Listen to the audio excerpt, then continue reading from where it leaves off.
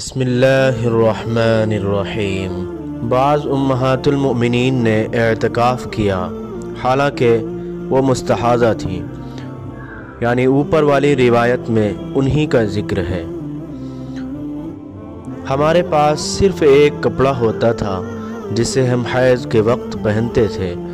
جب اس میں خون لگ جاتا تو اس پر تھوک ڈال لیتے اور پھر اس سے ناخنوں سے مسل دیتے۔ ہمیں کسی میت پر 3 دن سے زیادہ سوگ کرنے سے منع کیا جاتا تھا، لیکن شوہر کی موت پر 4 مہینے 10 دن کے سوگ کا حکم تھا۔ ان دنوں میں ہم نہ سرما لگاتی نہ خوشبو، اور عصب یعنی یمن کی بنی ہوئی ایک چادر جو رنگین بھی ہوتی تھی کے علاوہ کوئی رنگین کپڑا ہم استعمال نہیں کرتی تھیں، اور ہمیں عدت کے دنوں میں حیض کے غسل کے بعد قصد اظفار استعمال کرنے کی اجازت تھی، اور ہمیں جنازے کے پیچھے چلنے سے منع کیا جاتا تھا۔ اس حدیث کو حشام بن حسان نے حفصہ سے، انہوں نے ام عطیہ سے، انہوں نے نبی کریم صلی اللہ علیہ وسلم سے روایت کیا ہے۔ ایک انصاریہ عورت نے رسول اللہ صلی اللہ علیہ وسلم سے پوچھا کہ میں حیض کا غسل کیسے کروں؟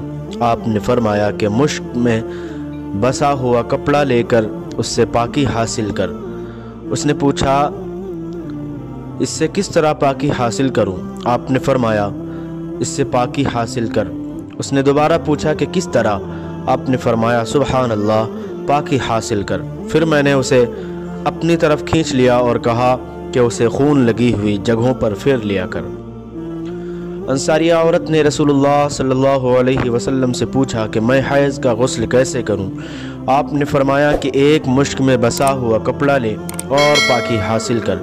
یہ آپ نے 3 دفعہ فرمایا۔ پھر حضور صلی اللہ علیہ وسلم شرمائے اور آپ نے اپنا چہرہ مبارک پھیر لیا، یا فرمایا کہ اس سے پاکی حاصل کر۔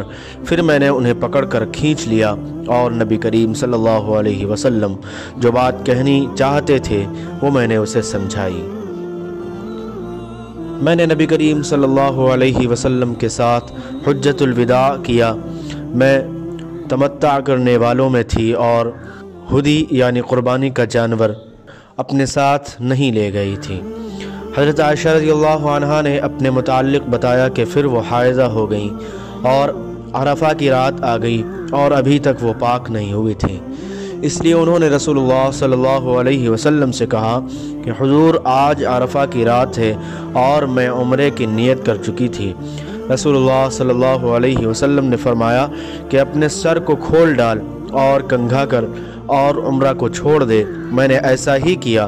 پھر میں نے حج پورا کر لیا اور لیلۃ الحصبہ میں عبد الرحمن بن ابو بکر کو حضور صلی اللہ علیہ وسلم نے حکم دیا، وہ مجھے اس عمرے کے بدلے میں جس کی نیت میں نے کی تھی تنعیم سے دوسرا عمرہ کرا لائے۔